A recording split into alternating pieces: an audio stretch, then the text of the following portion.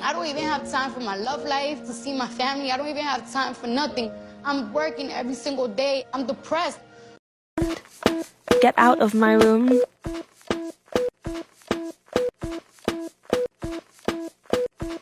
This is Hypomyces holinus, a mold that parasizes Amanita species. This is its sexual reproductive teleomorphic stage. Ma'am! Ma'am! Grab me that mushroom. But you don't know if it's poisonous. Are you sure about that? I know for a fact you have no clue. Well, I guess I'm gonna have to do some deep research. Ma'am! Grab me that mushroom. Okay, what is happening? Which is butter or parasitic on the... I can't pronounce that word. Okay, you're getting a little aggressive. You need more fingers. You need to slow it down. Maybe use your thumb a little bit. There's squirting happens. Oh my god! Kinoko-da. Cricket! Man, that looks mad creamy. Believe it or not, you can tell what a plant is from its cotyledon leaves, spelled like this. The pepper is smooth and waxy. Similarly, the tomato is the same shape but furry. And these little heart shapes are the brassica family. So I was talking to my dad about his seed starting, and he told me that he was having trouble germinating his green peppers and red peppers. It could just be a bad pack of seeds. And if you are a plant mom, plant dad, plant whatever you identify as, it is common practice to sow multiple seeds in each pod. Now, I do recommend thinning these out so that they don't compete, and I've shown videos where I cut them at the base and compost them. But given the predicament my father is in with his peppers, I'll show you another little thing that you can do. We're going to use one of these wooden dowels to get one of these seedlings out without damaging the other ones. Look at that root. We'll then pre-poke a hole and plant that seedling in a new pot. And just like that, I thinned out my seedlings, and my dad has a red pepper. Now I want you to do this and spread the gift of plant to somebody that you know.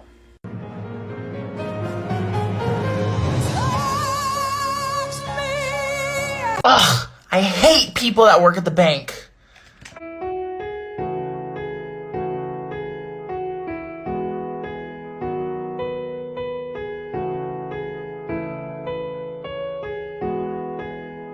So today we're just going to take a look at my variegated Alocasia Dawn corms.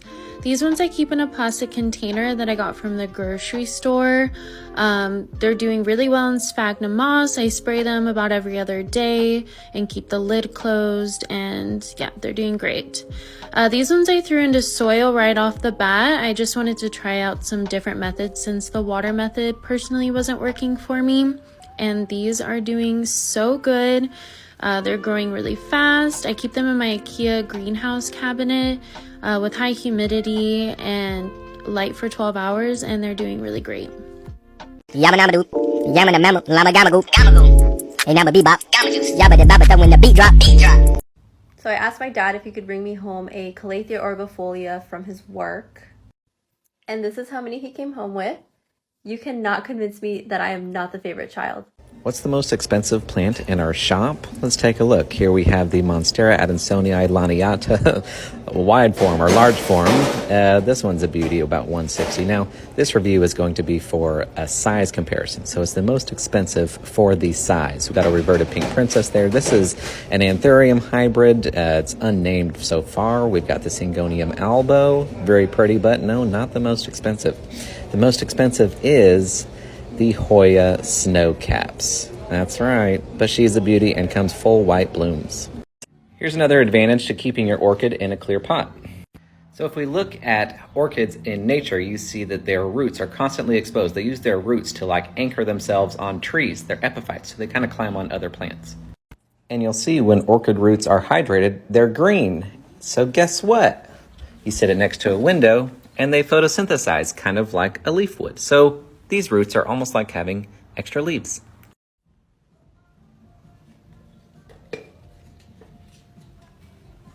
Okay, so just a quick video here if you're starting your seedlings like I am.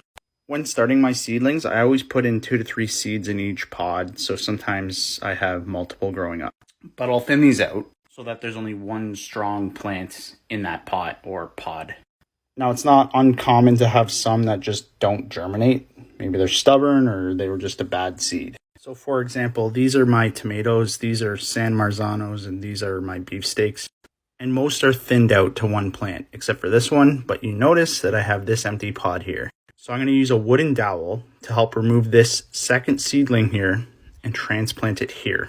Now do this super carefully as to not damage this seedling or this seedling, and pre-pop a hole in that. Now we're thinned out and maximizing our usage. Tomatoes are very forgiving in this process, so feel free to practice with those. Good luck growing. Okay, whatever that is this vine. Then it produces flowers on the leaves. That's crazy.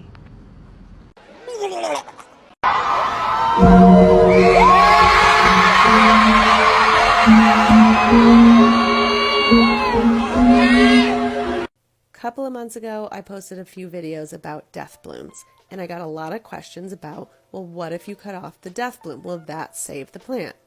So I found a couple of agaves where they cut off the death blooms. If you look at the original plant, it's still kind of dead or dying, but if you look underneath the plant, there are tons of new baby plants. Here's one that's about to death bloom. So to me, I say let that plant death bloom, let it do its cycle of life, and enjoy all those little baby plants underneath. Okay, bye. Hey plant peeps, let's talk about death blooms. Oh Horatio, I knew thee well. Now, if you just got into succulents, you may have heard about the dreaded death bloom. So now what's the difference? There's monocarpic and polycarpic plants. Monocarpic plants are the ones that are designated with those death blooms. And if you need to know which plants are going to have the death bloom, Google is free. And let's be clear, death bloom really means that this particular floret is going to die. The stem that it's on is going to be just fine. Yeah, that's on the floor. That's how tall the stalk is. Now, how do I even know that this is a death bloom? Well, on Aeonium, they start to stretch like this when they're growing. Otherwise, this is the same plant. Can you see the difference? Yeah, totally different. So what do you do with plants like this? And there's a couple of different things you can do. First of all, leave it the fuck alone. It's gonna attract pollinators, and sometimes you'll actually get florets that are growing at the ends of the flower tips. Now for me, I'm redoing a garden space, so I'm really not gonna put this back into the ground. What I am gonna do is keep this very long stem. Are you done yet? For me, I'm gonna behead it, and then I'm gonna chop this stalk into several different segments and plant those. It's gonna take a hot minute, but it should send out new growth right at the place where I've cut it. So as you can see, it's really not a death bloom. Otherwise, the whole thing would be dead. This way, you're actually gonna wind up with more plants. You're just losing this little one. Life advice. When you go to a school, make sure they invest in a lot of plants. This is because plants can help people study. Got aphids? Drown them. And add a touch of neem oil to be safe. Oh, yes. What a gorgeous morel. Look at this thing. Tippy tap. Oh, yeah. Oh, fuck yeah. Oh, yes. Look at that. Wow, what a beautiful morchella. True morel.